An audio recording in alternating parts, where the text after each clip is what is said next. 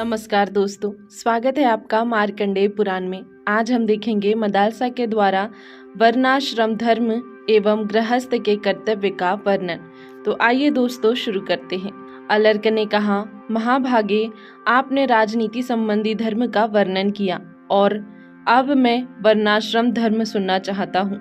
मदालसा बोली, दान, अध्ययन और यज्ञ ये ब्राह्मण के 3 धर्म हैं तथा यज्ञ कराना, विद्या पढ़ाना और पवित्र दान लेना, यह 3 प्रकार की उसकी आजीविका बताई गई है।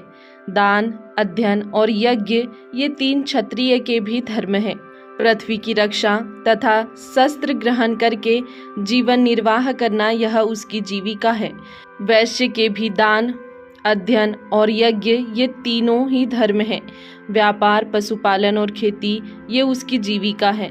दान, यज्ञ और द्विजातियों की सेवा, यह 3 प्रकार का धर्म शूद्र के लिए बताया गया है। शिल्प कर्म, द्विजातियों की सेवा और खरीद बिक्री ये उसकी जीविका है। इस प्रकार ये वर्ण धर्म बतलाए गए हैं। अब आश्रम धर्मों का वर्णन सुनो। यदि मनुष्य अपने वर्ण धर्म से भ्रष्ट न हो तो वह उसके द्वारा उत्तम सिद्धि को प्राप्त होता है और निषिद्ध कर्मों के आचरण से वह मृत्यु के पश्चात नरक में पड़ता है। उपनयन संस्कार होने पर ब्रह्मचारी बालक गुरु के घर में निवास करे। वहाँ उसके लिए जो धर्म बताया गया है वह सुनो। ब्रह्मचारी वेदों का स्वाध्याय करे, अग्निहोत्र करे, त्रिकाल स्नान करे, भिक्षा के लिए भ्रमण करे, भिक्षा में मिला हुआ अन्न गुरु को निवेदित करके उनकी आज्ञा के अनुसार ही सदा उसका उपयोग करे। गुरु के कार्य में सदा अघत रहे, भली भांति उन्हें प्रसन्न रखे। गुरु के बुलाने पर एकाग्रचित से तत्परता पूर्वक पढ़े। गुरु के मुख से 1, 2 या संपूर्ण वेदों का ज्ञान प्राप्त करके गुरु के चरणों में प्रणाम करें और उन्हें गुरु दक्षिणा देकर गृहस्थ आश्रम में प्रवेश करें। इस आश्रम में आने का उद्देश्य होना चाहिए गृहस्थ आश्रम संबंधी धर्मों का पालन, अथवा अपनी इच्छा के अनुसार वह वानप्रस्थ या संन्यास आश्रम में प्रवेश करे, अथवा वही गुरु के घर में सदा निवास करते हुए ब्रह्मचर्य निष्ठता को प्राप्त हो, नैष्ठिक ब्रह्मचारी बन जाए। गुरु के न रहने पर उनके पुत्र की और पुत्र के न रहने पर उनके प्रधान शिष्य की सेवा करे। अभिमान शून्य होकर ब्रह्मचर्य आश्रम में रहें। जब गृहस्थ आश्रम में आने की इच्छा लेकर ब्रह्मचर्य आश्रम से निकले तब अपने अनुरूप निरोग स्त्री से विधि पूर्वक विवाह करें। वह स्त्री अपने समान गोत्र और प्रवर की न हो, उसके किसी अंग में न्यूनाधिकता अथवा कोई विकार न हो। गृहस्थ आश्रम का ठीक ठीक संचालन करने के लिए ही विवाह करना चाहिए। अपने पराक्रम से धन पैदा करके देवता, पितर एवं अतिथियों को भक्ति पूर्वक भली भांति तृप्त करे तथा अपने आश्रितों का भरण पोषण करता रहे। भृत्य, पुत्र, कुल की स्त्रियां, दीन, अंध और पतित मनुष्यों को तथा पशु पक्षियों को भी यथाशक्ति अन्न देकर उनका पालन करे। गृहस्थ का यह धर्म है कि वह ऋतु काल में स्त्री सहवास करे, अपनी शक्ति के अनुसार 5 यज्ञों का अनुष्ठान न छोड़े, अपने विभव के अनुसार पितर, देवता, अतिथि एवं कुटुंबी जनों के भोजन करने से बचे हुए अन्न को ही स्वयं भृत्यजनों के साथ बैठकर आदर पूर्वक ग्रहण करे। यह मैंने संक्षेप से गृहस्थ आश्रम के धर्म का वर्णन किया है। अब वानप्रस्थ के धर्म का वर्णन करती हूँ, ध्यान देकर सुनो। बुद्धिमान पुरुषों को उचित है कि वह अपनी संतान को देखकर तथा देह झुकी जा रही है इस बात का विचार करके आत्मशुद्धि के लिए वानप्रस्थ आश्रम में जाए। वह वन के फल मूलों का उपभोग करे और तपस्या से शरीर को सुखाता रहे। पृथ्वी पर सोए, ब्रह्मचर्य का पालन करें, देवताओं, पितरों और अतिथियों की सेवा में संलग्न रहे। अग्निहोत्र, त्रिकाल स्नान तथा जटावल्कल धारण करें, सदा योगाभ्यास में लगा रहे और वनवासियों पर स्नेह रखे। इस प्रकार यह पापों की शुद्धि तथा आत्मा का उपकार करने के लिए वानप्रस्थ आश्रम का वर्णन किया है। अब चतुर्थ आश्रम का स्वरूप बतलाती हूँ, सुनो। धर्मज्ञ महात्माओं ने इस आश्रम के लिए जो धर्म बतलाया है वह इस प्रकार है। सब प्रकार की आसक्तियों का त्याग, ब्रह्मचर्य का पालन, क्रोध शून्यता, जितेंद्रिया, एक स्थान पर अधिक दिनों तक न रहना, किसी कर्म का आरंभ न करना, भिक्षा में मिले हुए अन्न का एक बार भोजन करना, आत्मज्ञान होने की इच्छा को जगाए रखना तथा सर्वत्र आत्मा का दर्शन करना। यह मैंने चतुर्थ आश्रम का धर्म बतलाया है। अब अनन्य वर्णों तथा आश्रमों के सामान्य धर्म का वर्णन सुनो। सत्य, शौच, अहिंसा, दोष दृष्टि का अभाव, क्षमा, क्रूरता का अभाव, दीनता का न होना तथा संतोष धारण करना, ये वर्ण और आश्रमों के धर्म संक्षेप से बताए गए हैं। जो पुरुष अपने वर्ण और आश्रम संबंधी धर्म को छोड़कर उसके विपरीत आचरण करता है वह राजा के लिए दंडनीय है। जो मानव अपने धर्म का त्याग करके पाप कर्म में लग जाते हैं उनकी उपेक्षा करने वाले राजा के इष्ट और आपूर्त धर्म नष्ट हो जाते हैं।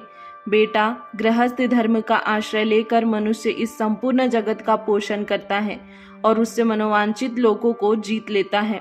पितर, मुनि, देवता, भूत, मनुष्य, कृमि, कीट, पतंग, पशु, पक्षी तथा असुर ये सभी गृहस्थ से ही जीविका चलाते हैं। उसी के दिए हुए अन्नपान से तृप्ति लाभ करते हैं तथा क्या यह हमें भी कुछ देगा इस आशा से सदा उसका मुख ताकते रहते हैं। वत्स, वेद त्रयी रूप धेनु सबकी आधारभूता है। उसी में संपूर्ण विश्व प्रतिष्ठित है तथा वही विश्व की उत्पत्ति का कारण मानी गई है। ऋग्वेद उसकी पीठ, यजुर्वेद उसका मध्य भाग तथा सामवेद उसका मुख और गर्दन है। इष्ट और आपूर्त धर्म ही उसके दो सिंग है। अच्छी अच्छी सुक्तियाँ ही उस धेनु के रोम है। शांति कर्म गोबर और पुष्टि कर्म उसका मूत्र है। आकार, यदि, वर्ण उसके अंगों के आधारभूत चरण है। संपूर्ण जगत का जीवन उसी से चलता है। वह देव त्रयी रूप धेनु अक्षय है, उसका कभी क्षय नहीं होता।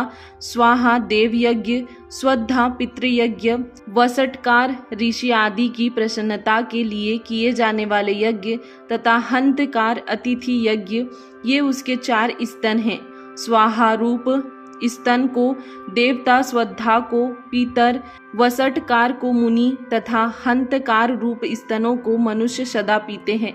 इस प्रकार यह त्रयीमयी धेनु सबको तृप्त करती है। जो मनुष्य उन देवता आदि की वृत्ति का उच्छेद करता है वह अत्यंत पापाचारी है।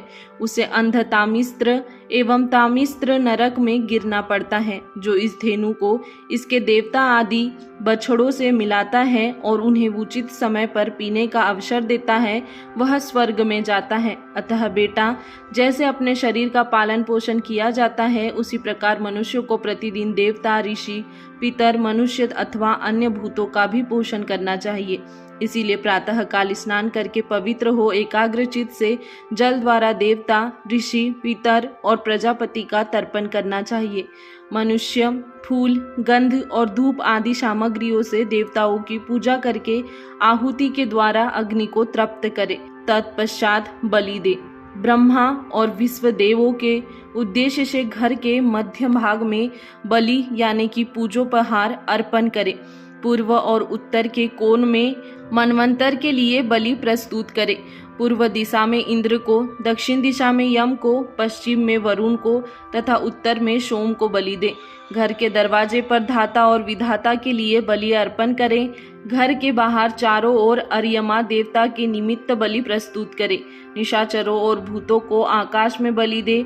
गृहस्थ पुरुष एकाग्रचित हो दक्षिण दिशा की ओर मुंह करके तत्परता पूर्वक पितरों के उद्देश्य से पिंड दे। तदंतर विद्वान पुरुष जल लेकर उन्हीं स्थानों पर उन्हीं देवताओं के उद्देश्य से आचमन के लिए जल छोड़े। इस प्रकार गृहस्थ पुरुष घर में पवित्रता पूर्वक ग्रह देवताओं के उद्देश्य से बलि देकर अन्य भूतों की तृप्ति के लिए आदर पूर्वक अन्न का त्याग करे।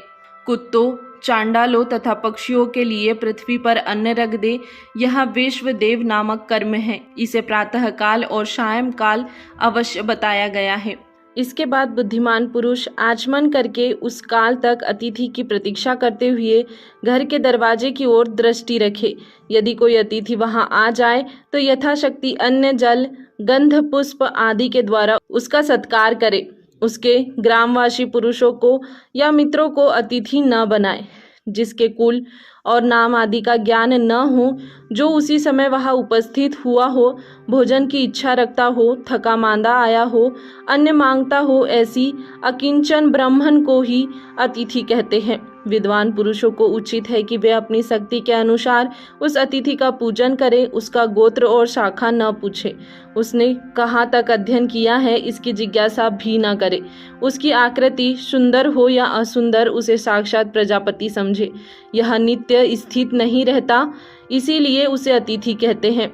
उसकी तृप्ति होने पर गृहस्थ पुरुष मनुष्य यज्ञ के ऋण से मुक्त हो जाता है। जो उस अतिथि को अन्न दिए बिना ही स्वयं भोजन करता है वह मनुष्य पाप भोगी है। वह केवल पाप भोजन करता है और दूसरे जन्म में उसे विष्ठा खानी पड़ती है।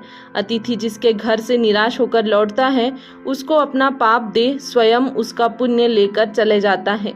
अतः मनुष्य को उचित है कि वह जल और शाक देकर अथवा स्वयं जो कुछ खाता है उसी से अपनी शक्ति के अनुसार आदर पूर्वक अतिथि का पूजन करे। गृहस्थ पुरुष प्रतिदिन पितरों के उद्देश्य से अन्न और जल के द्वारा श्राद्ध करे और अनेक या एक ब्राह्मण को भोजन कराए।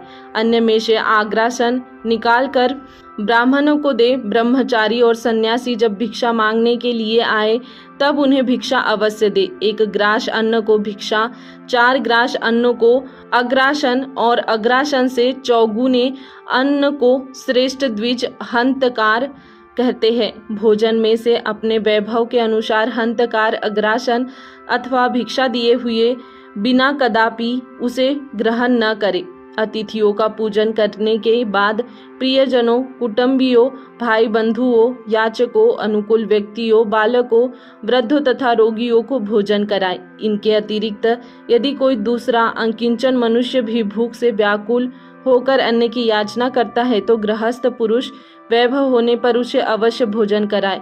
जो सजातीय बंधु अपने किसी धनी सजातीय के पास जाकर भी भोजन का कष्ट पाता है वह उस कष्ट की अवस्था में जो पाप कर बैठता है उसे वह धनी मनुष्य भी भोगता है। शाम काल में भी इसी नियम का पालन करे। सूर्यास्त होने पर जो अतिथि वहां आ जाए उसकी यथाशक्ति शैया, आसन और भोजन के द्वारा पूजा करे। बेटा जो इस प्रकार अपने कंधों पर रखा हुआ गृहस्थ आश्रम का भार ढोता है उसके लिए स्वयं ब्रह्मा जी, देवता, पितर, महर्षि, अतिथि, बंधु बांधव, पशु पक्षी तथा छोटे छोटे कीड़े भी जो उसके अन्न से तृप्त हुए रहते हैं कल्याण की वर्षा करते हैं। दोस्तों आज के लिए इतना ही। इसके आगे देखेंगे हम अगले वीडियो में। तब तक के लिए धन्यवाद।